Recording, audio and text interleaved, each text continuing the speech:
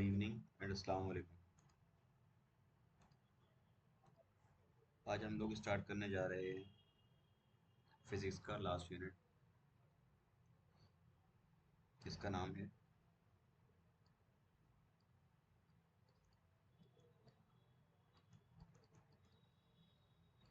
Oscillation and wave.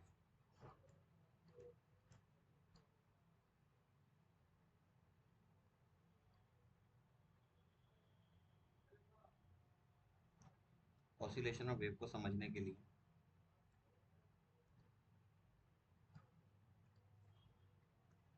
हम पहले oscillation को समझते हैं कि ऑसिलेशन एक्चुअल में होता क्या है। अगर कोई ऑब्जेक्ट, ये एक ऑब्जेक्ट है, जहाँ ये रुका हुआ है, ये होती है इसकी मीन पोजीशन। इसके रिस्पेक्ट में ये आगे पीछे मूव कर रहा है, या ये हो सकता है ऐसे ऐसे मूव करे, या अंदर और बाहर की साइड मूव करे। इसको बोला जाता है ऑसिलेट होना या ऑसिलेशन। अगर इसी डिस्टरबेंस को आप ग्राफिकली दिखाएंगे, पहले आगे गया, फिर पीछे गया, फिर से आगे जाएगा, फिर से पीछे जाएगा, तो जो बनती है वो बनती है वेव। वेव को आप एक तरह का डिस्टरबेंस भी बोल सकते हो।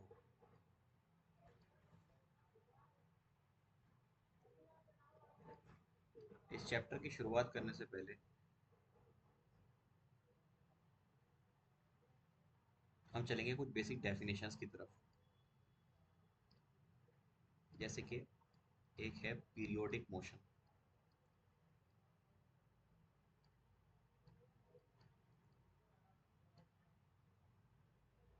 पीरियोडिक मोशन एक इस तरह का मोशन होता है जो खुद को एक पर्टिकुलर टाइम इंटरवल के बाद में अपने आप को रिपीट करता है। ठीक है, इसकी डेफिनेशन लिखाता हूँ। द मोशन विच रिपीट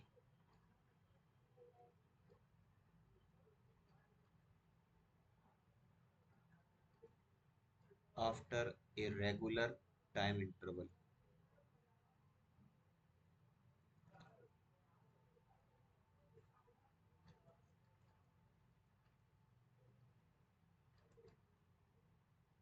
इस चीज को आप रिलेट कर सकते हैं दिन से। एक दिन 24 आवर के अंदर खुद को रिपीट करता है, वही सेम चीज बार बार रिपीट होती है, इस तरह का मोशन। या ईयरली अगर आप motion of earth around the sun देखें, तो वो भी एक पीरियड को फॉलो करता है। अब सेकंड डेफिनेशन आती है यहाँ से टाइम पीरियड की।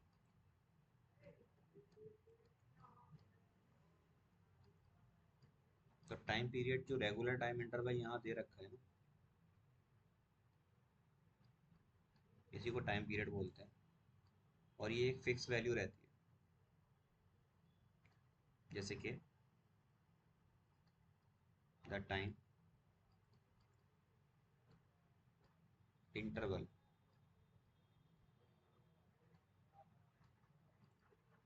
in which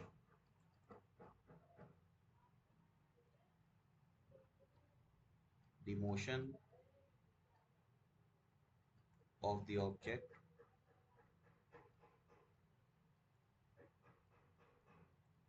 is repeat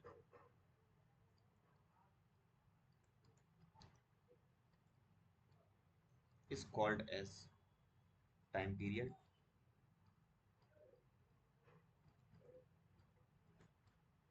और ऊपर वाले मोशन को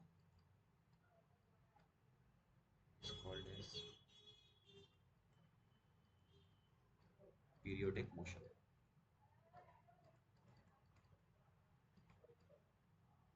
तो ये हमारी दो बेसिक डेफिनेशंस हैं, इनका यूज करेंगे। इन टर्म्स को हम आगे ना बार बार बोलेंगे, तो मैंने इनको इसलिए यहाँ पर डिफाइन करा है। अब आते हैं हम थर्ड डेफिनेशन पर, जो चैप्टर से रिलेटेड है। इसका नाम है oscillation motion.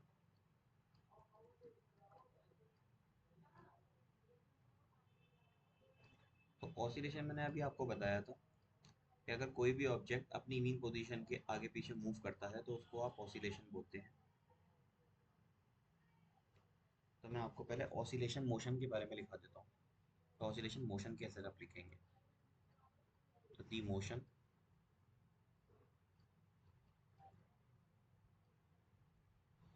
in which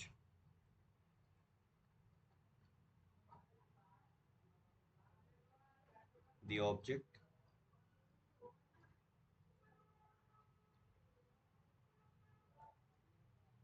moves to and fro or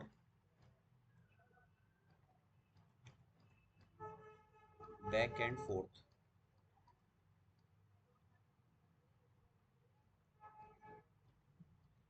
about its main position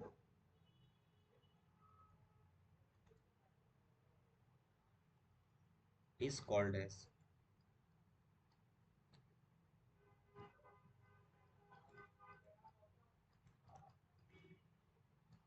oscillation motion।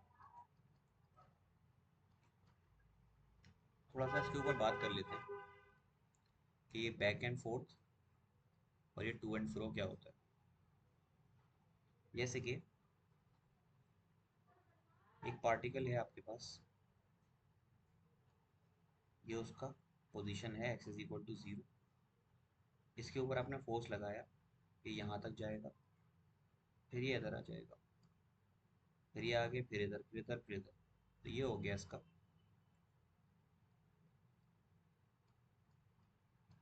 Back and fourth direction. और अगर यही पार्टिकल कुछ इस तरह से है और ये ऐसे करके वाइब्रेट कर रहा है, तो उसकी मेन पोजीशन तो ये होगी, जितना इधर जाएगा उतना इधर जाएगा। इसको बोलेंगे आप टू एंड फ्रो। ठीक है।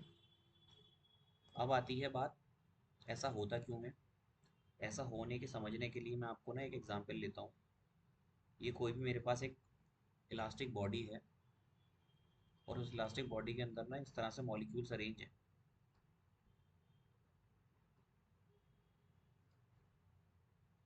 अब अगर इस मॉलिक्यूल के ऊपर आप कोई फोर्स लगाते हैं या डिस्टरबेंस करते हैं प्रोड्यूस, तो ये जो बॉडी है ना आपकी, ये एक इक्विवेलेंट शेप बनाएगी इस तरीके का।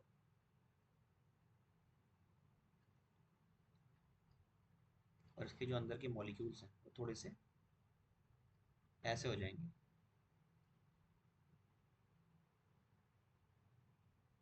अगर आपने फोर्स लगाया, इसको इस तरह से इलोंगेट किया, खींचा, तो उसके पार्टिकल ऐसे हो जाएंगे। इसकी वजह से आपने वर्क एनर्जी पावर में पढ़ा होगा कि यहाँ पर एक रीस्टोरिंग फोर्स जनरेट हो जाता है, जो उसको दोबारा से अपनी पोजीशन या इसी फॉर्म में लाने में मदद करता है। तो आप देखेंगे कि पार्टिकल इलोंगेट हुआ, फिर दोबारा से वहीं आ गया। तो इस तरह का आपको डिस्टर्बेंस नज़र आएगा पार्टिकल के अंदर। ऐसे ही स्प्रिंग में होता है। अगर आप स्प्रिंग ले लो, आप उसको एक बार स्ट्रेच कर दो, स्ट्रेच करके छोड़ दो, तो वो छोड़ेंगे ना जब आप, तो ये पहले वाले से भी एक छोटा शेप बनाएगी ऐसे करके। ये इसकी नॉर्मल कंडीशन थी, ये इसकी एक्सपेंडेड कंडीशन है, और ये इसकी कंप्रेसिव कंडीशन है। तो एक चीज़ यहाँ पर ना आपको ऑब्जर्व हो रही होगी, आप सिर्फ एक बार डिस्टर्बेंस कीजिए, फिर से वो अपने आप ना ऐसे करके ऐसे ऐसे ऑसिलेट करता रहेगा।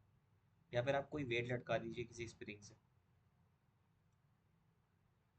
अगर वो लटका हुआ है, कोई डिस्टर्बेंस नहीं हो रहा, तो वो लटका रहेगा। लेकिन आपने एक बार थोड़ा सा फोर्स लगा के छोड़ दीजिएगा, तो ये ऐसे करके बिंजिंग करता रहेगा, आगे पीछे मूव करता रहेगा। तो इसी मोशन को आप क्या बोलेंगे? इसी मोशन को बोला जाता है ऑसिलेशन मोशन। और एक कंडीशन होती है आपकी, क्या आप ना एक पेंडुलम ले लीजिए, थ्रेड से कोई बॉब बांध दीजिए, उस बॉब को यहाँ ले जाकर छोड़ दीजिए, तो वो बॉब इधर तक आएगा, ऐसे ऐसे ऐसे ऐसे होता रहेगा। यानी ये इसकी मीन पोजीशन हो जाएगी और ये इस मीन पोजीशन के अराउंड आगे पीछे मूव कर रहा है। तो इसको अभी आप एक ऑसिलेटरी मोशन बोलेंगे। ठीक है। तो अगर मैं यहाँ पर वजह लिखूँ, ऑसिलेशन होने की वजह क्या होती है, तो मैं उस वजह को लिखता हूँ। दो वजह होती हैं। एक तो होता है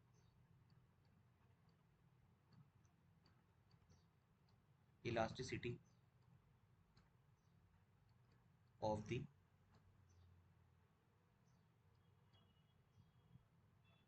मॉलिक्यूल्स, और दूसरी वजह होती है inertia of the particle. Inertia तीन तरह का होता है ना, inertia of rest, inertia of motion, and the last one is inertia of direction. तो यहाँ पर आपने मोशन प्रोवाइड की और वो खुद को मोशन में ही रखना चाहेगा, इसलिए यहाँ पर दो मेजर वजह हैं आपके ऑसिलेशन की, एक इलास्टिसिटी और दूसरा इनर्शिया। ठीक है।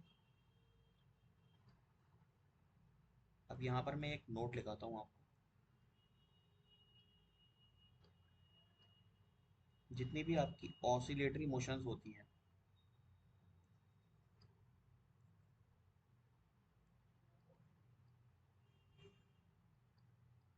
All the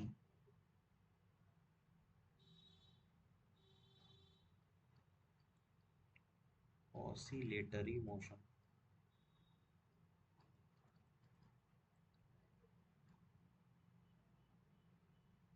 are the periodic motion. सबकी सब पीरियोडिक मोशन होती हैं, लेकिन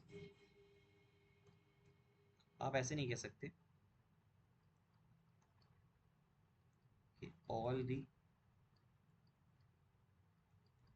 पीरियोडिक मोशन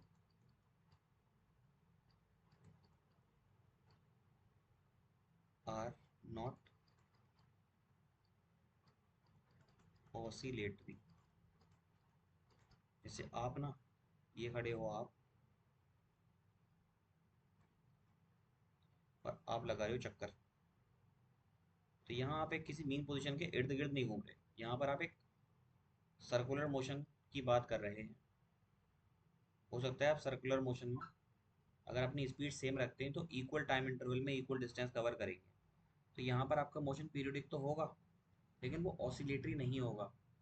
तो हर ऑसिलेटरी मोशन पीरियोडिक होता है, लेकिन हर पीरियोडिक मोशन ऑसिलेटरी नहीं होता। ठीक है।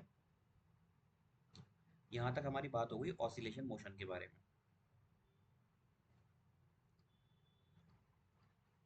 Now moving to the next definition, which is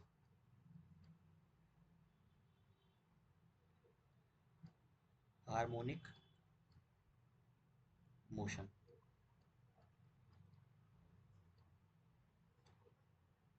अब ये हार्मोनिक मोशन क्या होती है, इसको समझने के लिए आप ना समझिए पहले हार्मोनिक फंक्शंस क्या होते हैं। मैं यहाँ आपको हार्मोनिक फंक्शंस बताता हूँ।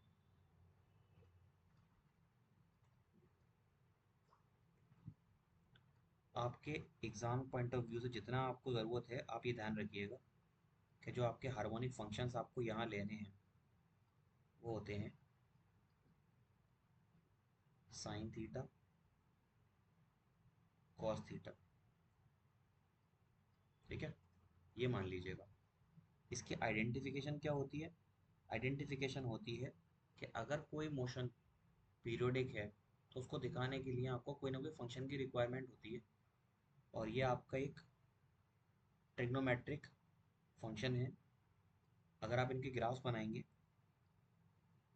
तो इनके ग्राफ पीरियोडिक आएंगे। जैसे आप साइन का ग्राफ बनाइए तो वो कुछ इस तरीके का आता है। इसी तरह अगर आप यहीं कॉस का ग्राफ बनाएंगे तो वो ऐसे करके आता है।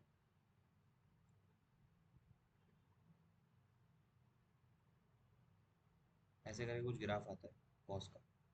तो ये ग्राफ आपके पीरियोडिक मोशन को शो कर रहे हैं, इसलिए हम इनको क्या बोलेंगे, हार्मोनिक फंक्शंस बोलेंगे। अब ये हार्मोनिक मोशन क्या होती है, इसकी डेफिनेशन लिख लेते हैं। The motion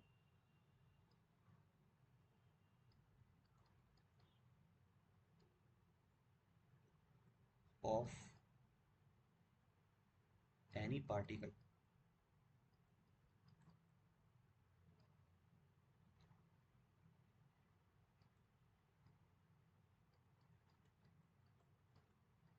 is expressed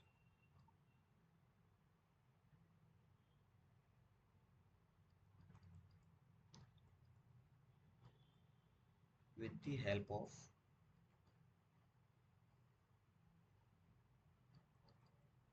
single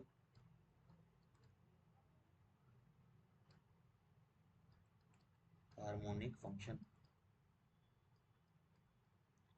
अब हार्मोनिक फंक्शन जो है आपके, आप ब्रैकेट में लिख दीजिएगा साइन एंड कोसाइन।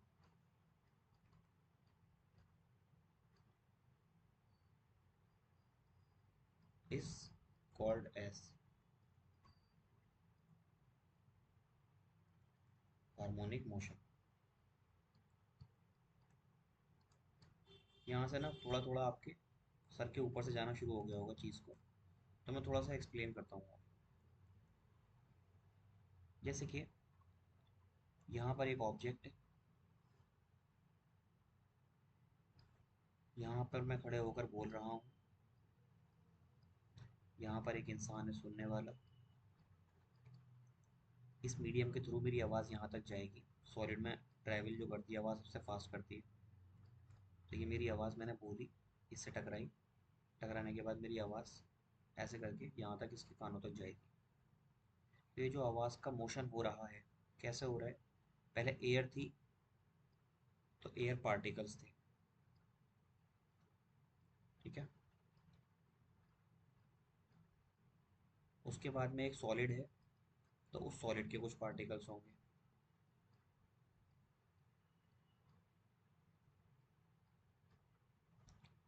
फिर से एयर है,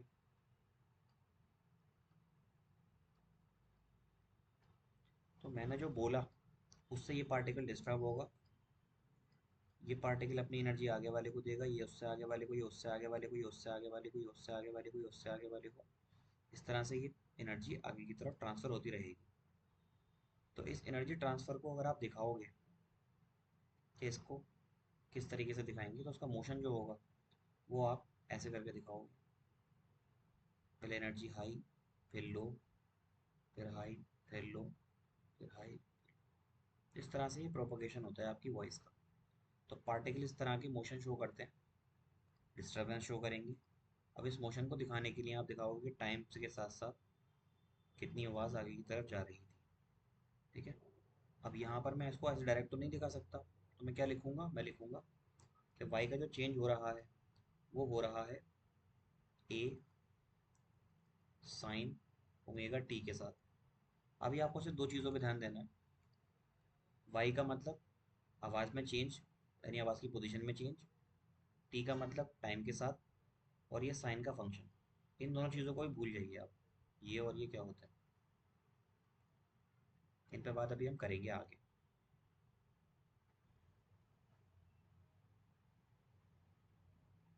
यहाँ तक हमने चार डेफिनेशंस की बात कर ली है। अब इसके बाद हम चलते हैं अपनी आज की नेक्स्ट डेफिनेशन पर।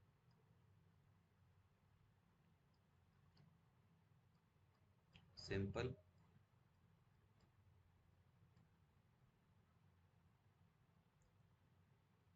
Harmonic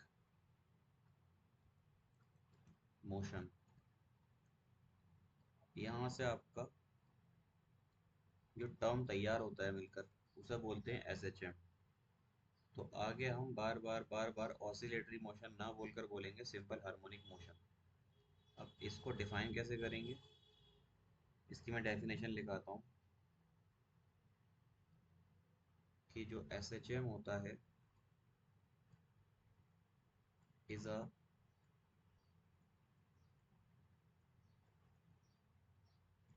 special type of motion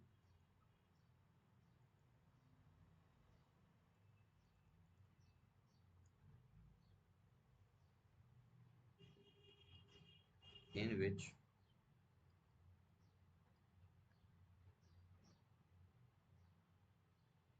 particle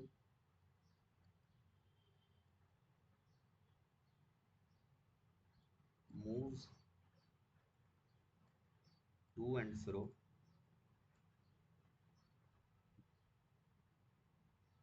or back and forth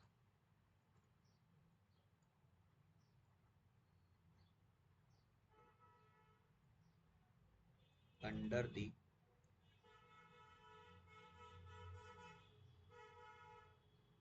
please ignore the background noise,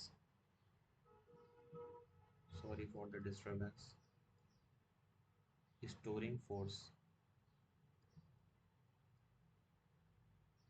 which is always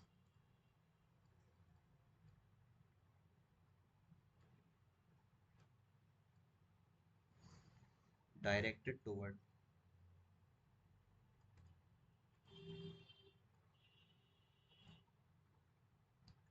the mean position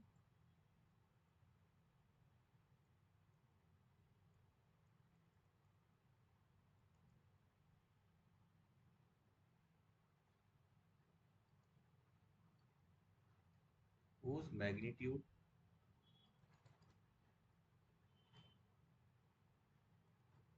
is directly proportional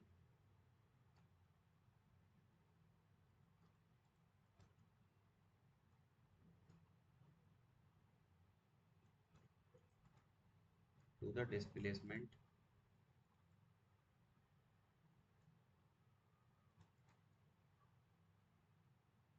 of a particle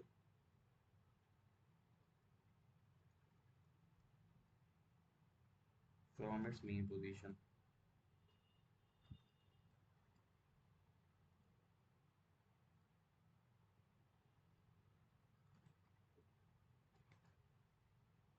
ये जो मैंने आपको पूरी डेफिनेशन लिखाई है इसको मैं समझा देता हूँ आपको। एक स्प्रिंग है, उससे कुछ मास बंधा हुआ है, अभी आपने कोई फोर्स नहीं लगाया तो ऑब्जेक्ट यहाँ रखा हुआ है, ये इसकी मीन पोजीशन होगी। अब आप इसके ऊपर फोर्स लगाइए, ये आपका अप्लाइड फोर्स है जो कि इस ऑब्जेक्ट को आगे की तरफ ले जाएगा। आगे की तरफ ले जाने के बाद जो उसकी शक्ल बनेगी थोड़ी सी ऐसी शक्ल बनेगी कि वो स्ट्रेच कर जाएगा और ये ऑब्जेक्ट यहाँ आ जाएगा। पहले ऑब्जेक्ट था यहाँ पर, अब ऑब्जेक्ट यहाँ आ गया ए तक। तो जब ये इधर आएगा तो इसमें एक इधर की साइड फोर्स जनरेट हो जाएगा, वो है आपका रीस्टोरिंग फोर्स। अब ये डेफिनेशन कह रही है कि जो आपका रीस्टोरिंग फोर्स है वो प्रोपोर्शनल है माइनस टाइम्स ऑफ डिस्प्लेसमेंट के, जिधर की तरफ डिस्प्लेस हुआ है उसके। नेगेटिव साइन क्यों लगाया है, क्योंकि आपका डिस्प्लेसमेंट हुआ है इधर की तरफ, जो डिस्प्लेसमेंट है वो इधर की साइड हुआ है और फोर्स लग रहा है रीस्टोरिंग इधर की तरफ, इसलिए मैंने नेगेटिव साइन लगाया। इसको अगर आपको कॉम्पनसेट करना है तो आप लिखेंगे रीस्टोरिंग फोर्स को एफ से दिखा दीजिए इज इक्वल टू, प्रोपोर्शनली हटाने के लिए मैं लिखूंगा माइनस का के इंटू एक्स। यहाँ से आपका एक फार्मूला बनेगा कि जो फोर्स होता है वो माइनस के एक्स के बराबर होता है। अब आप फोर्स एक बार लगा कर छोड़ दीजिए, ये स्प्रिंग आगे पीछे मूव करती रहेगी। यानी कि यहाँ पर एक चीज़ कंफर्म होती है कि आपने जो डिस्टरबेंस प्रोवाइड किया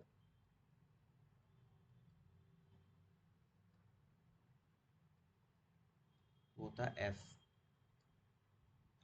उसको निकालते हैं आप, कितना मास था, कितना एक्सेलरेशन उसके अंदर प्रोवाइड हुआ। इस डिस्टरबेंस की वजह से जो इलास्टिक नेचर था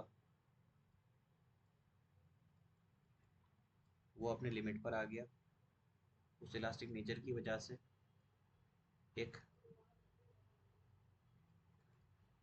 रीस्टोरिंग फोर्स जनरेट हो गया। उस फोर्स को निकालने के लिए आपने फार्मूला लिखा के इंटू एक्स।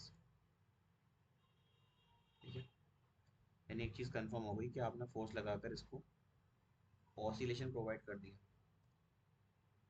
क्योंकि जब ये पीछे आएगा तो फिर से इसके अंदर, मान लो ये इधर की साइड आ गया, तो ये स्प्रिंग आपकी कंप्रेस कर जाएगी, ऑब्जेक्ट यहाँ आ गया, फिर से ये इधर की तरफ जाने की कोशिश करेगा, तो रिस्टोरिंग फोर्स में अलग डायरेक्शन में लगेगा। ये इधर जाएगा ना, जब ये इधर की तरफ जाएगा तो उसको डिस्प्लेसमेंट किधर हो रहा है, इधर की तरफ, इसमें रिस्टोरिंग फोर्स लगेगा इधर की तरफ, डिस्प्लेसमेंट होगा इधर, रिस्टोरिंग फोर्स इधर की तरफ, हमेशा एक दूसरे के अपोजिट होते हैं, इसलिए नेगेटिव साइन आता है।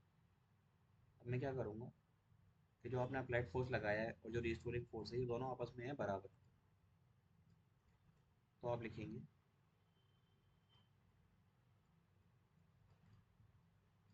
Applied force is equal to restoring force. अब ये जो अप्लाइड फोर्स है इसको आप लिखो F और रिस्टोरिंग को लिखो FR।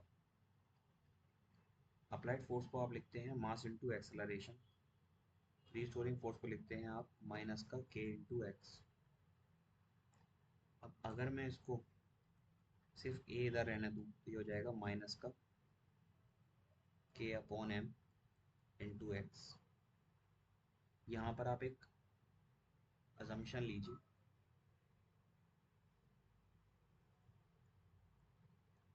इस चीज़ को मैं आगे प्रूफ करा दूंगा। एक चीज़ होती है हमारी ओमेगा, ओमेगा होती है आपकी एंगुलर वेलोसिटी।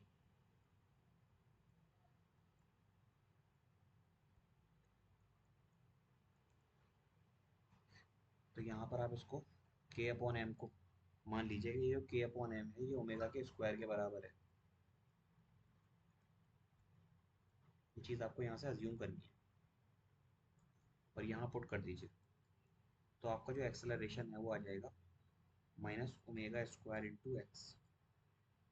ये जो आया है ना आपका, इसी को हम बोलते हैं equation of simple harmonic motion.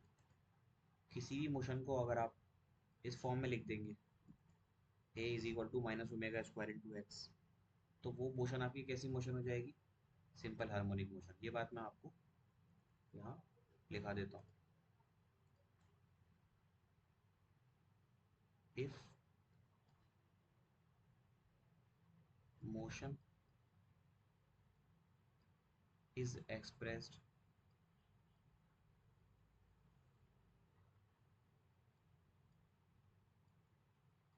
in terms of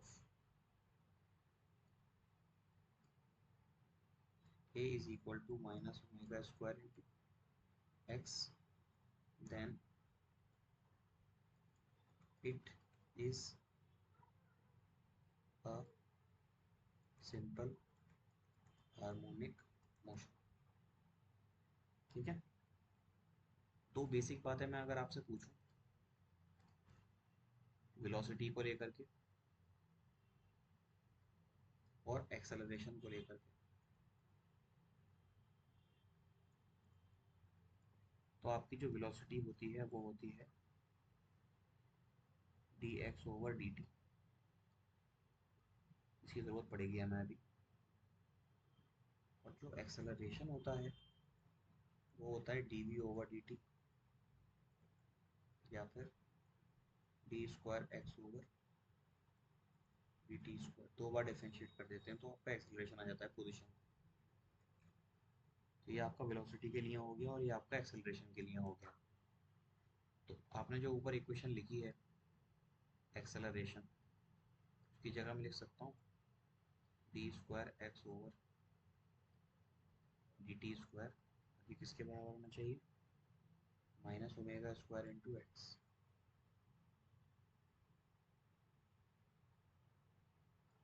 ये भी आपकी एक तरीका हो गया एस एच एम की इक्वेशन को लिखने का। ठीक है,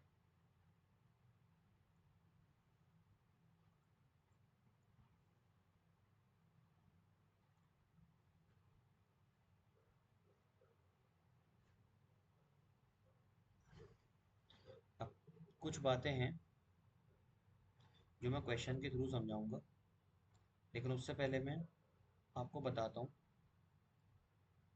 दो तीन चीज़ें जो शायद आप पढ़कर आए या भूल गए होंगे। डिफरेंशिएशन ट्रिग्नोमेट्रिक फंक्शन का, जैसे अगर आपको डी ओवर डी थीटा करना है, इसका साइन थीटा का, या आपको डी ओवर डी थीटा करना है, इसका कॉस थीटा का, या आपको डी ओवर डी थीटा करना है साइन ओमेगा थीटा का,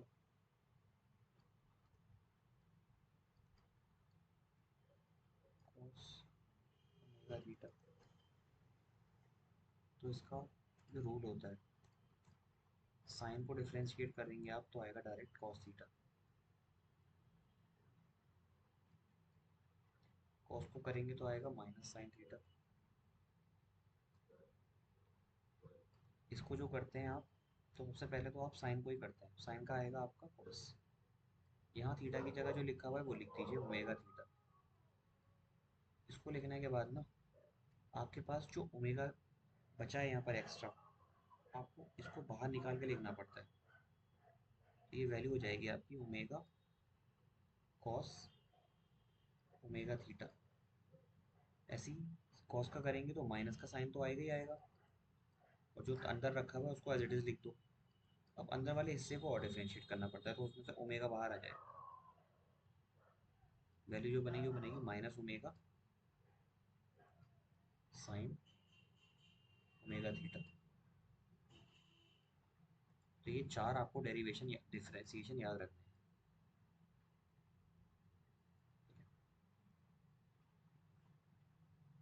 अब ये याद क्यों रखने हैं, क्योंकि मैं आपको एक न्यूमेरिकल कराने जा रहा हूँ। न्यूमेरिकल में क्वेश्चन है नंबर 1,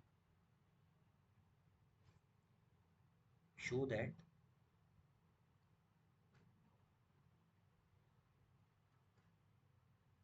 द गिवन डिस्प्लेसमेंट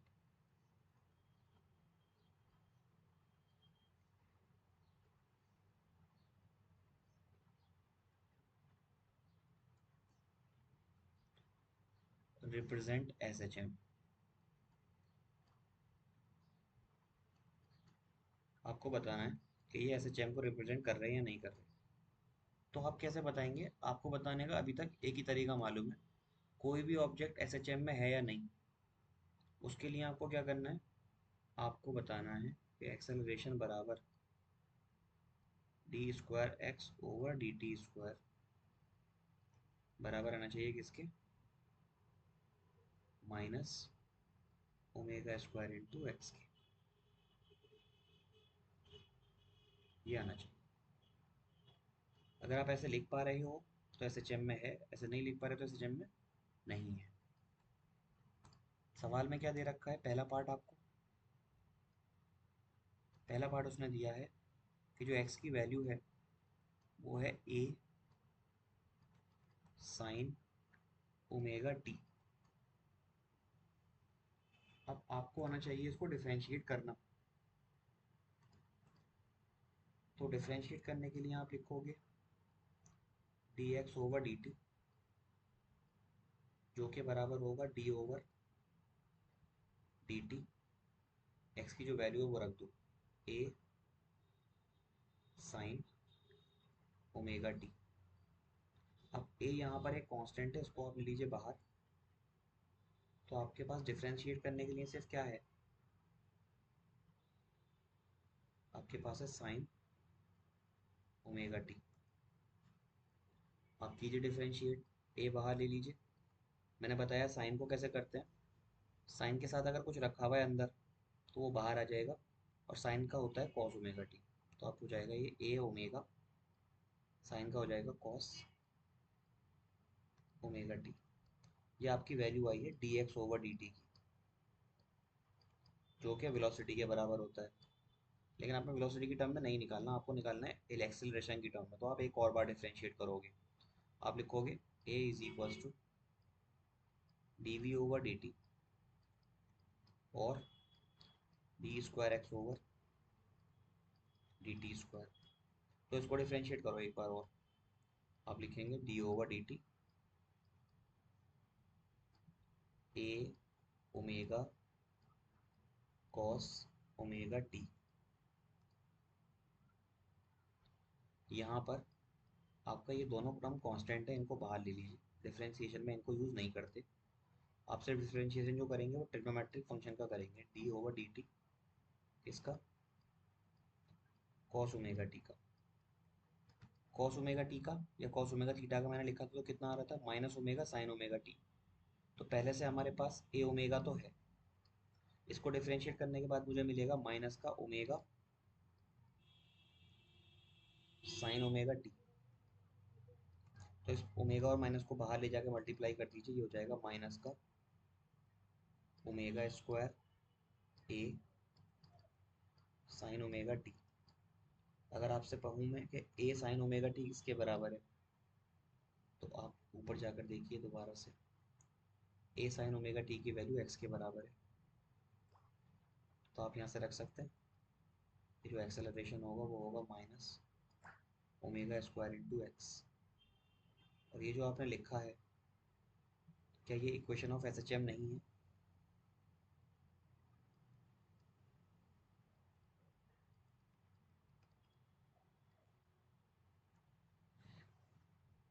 ये तो हो गया आपका एक पार्ट। इसी तरह का एक और सवाल है, सवाल नंबर 2।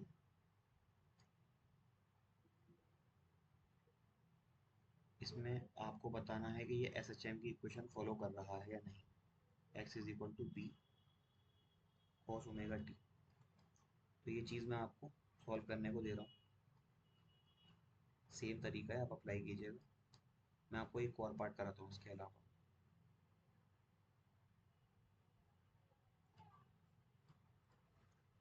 पार्ट नंबर सी, आपको एक पोजीशन दे रखी है, एक्स की position A sine omega T plus B